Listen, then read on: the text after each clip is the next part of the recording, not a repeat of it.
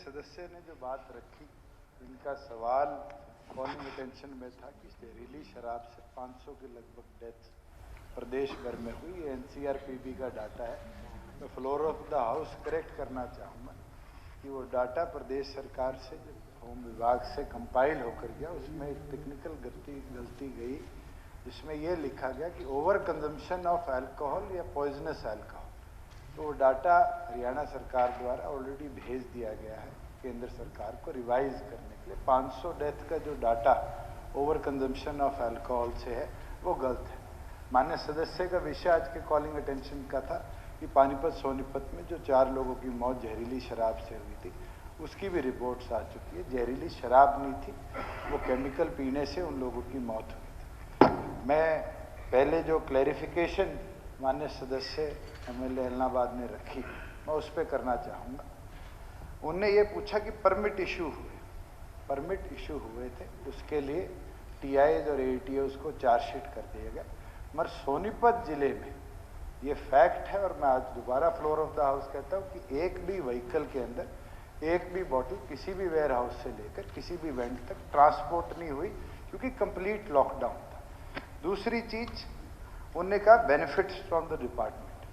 2020 के अंदर अभी नीरज जी ने ही डाटा बताया कि हमारा रेवेन्यू बढ़ा 1200 करोड़ रुपया 2020 से लेके, और 2023 का एक्साइज ईयर चल रहा है। और मैं प्राउडली कहता हूं कि जो 6200-6300 करोड़ रुपया उस समय रेवेन्यू था, आज हम 9600 करोड़ पे ऑलरेडी पहुंच चुके हैं, जो कि 50% उस समय से ज़्यादा की वृद्धि है।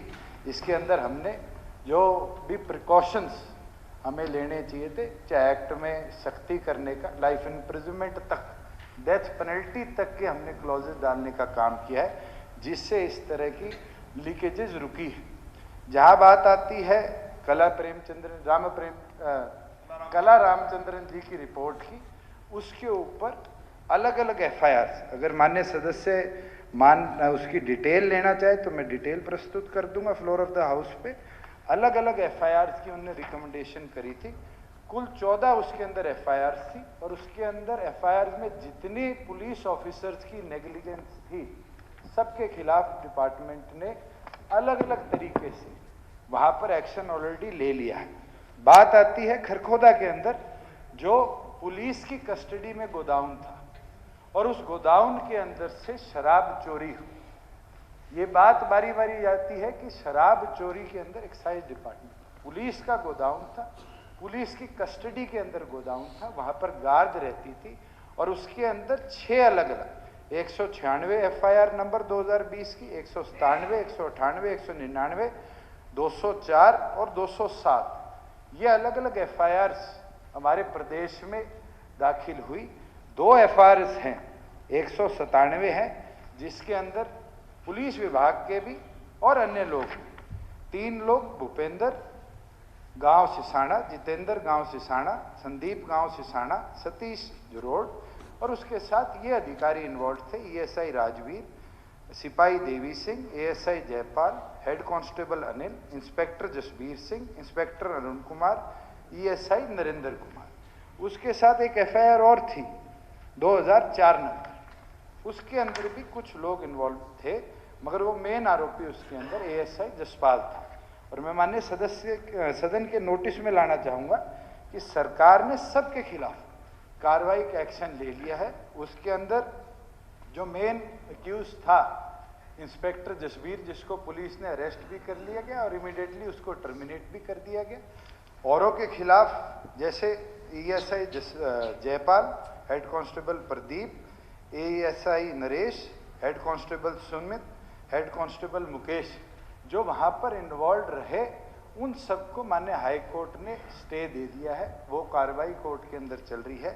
बचे हुए केसेस के अंदर जो अलग इनकी इंक्वायरियां चली थी, इंस्पेक्टर अरुण का 6 इंक्रीमेंट, जिसमें 1 टेम्परेरी, 5 इंक्रीमेंट वो काटे गए हैं। ईएसआई जसबीर का 1 permanent increment, constable Devi Singh का 1 permanent increment, head constable Arun को सेंसर किया गया है। ईएसआई नरेंद्र का 1 इंक्रीमेंट, इंस्पेक्टर अरुण कुमार के 3 increment, inspector Jasbir already dismiss, ESI Rajveer 7 increment, constable Devi Singh 1 increment, inspector Jasbir और एएसआई जसबीर को एक अलग मामले में हाईकोर्ट ने स्टे दे दिया है। एएसआई जयपाल को एक अलग मामले में स्टे दिया गया है। इंस्पेक्टर अरुण को सेंसर दे दिया गया। एएसआई अशोक के खिलाफ जो इंक्वायरी थी उसको फाइल कर दिया गया। इंस्पेक्टर अरुण को सेंसर किया गया। एएसआई अशोक की इंक्वायरी फाइल करी गई। इंस्पेक्टर जसबीर को ऑलरेडी डिसमिस कर दिया गया। एएसआई राजवीर को कंपल्सरी रिटायर किया गया। कांस्टेबल देवी सिंह के 5 परमानेंट इंक्रीमेंट काटे गए। इस प्रकार से ये रिपोर्ट है जिसके अंदर उनके विरुद्ध अलग अलग एक्शन लिया गया। जिन ऑफिसर्स ने एक्साइज एंड टैक्सेशन के हमारे ऑफिसर्स ने परमिट इशू किए, जहाँ मूवमेंट नहीं हुई, उसमें चारू चित्रा AETO उनको रूल 7 चार्जशीट कर दिया गया। नरेंद्र सिंह AETO को रूल 7 चार्जशीट कर दिया गया। सुनील गाबा AETO को रूल 7, सतवीर शर्मा AETO को रूल 7, सरीना खान खारा AETO को रूल 7, कश्मीर चंद कंबोज को रूल 7, अशोक चोपड़ा अब रिटायर हो चुके, उनको रूल 7 कर दिया गया। उसके बाद एक नाम और आया था सुरेश चंद्र AETO का, उनको रूल 8 के अंडर मार्क किया गया। उसी प्रकार से जो 16 हमारे एक्साइज इंस्पेक्टर थे उनके अंडर रूल 7 इंक्वायरी भी चल रही है और साथ में एंटी करप्शन ब्यूरो भी उसको साथ के साथ मॉनिटर कर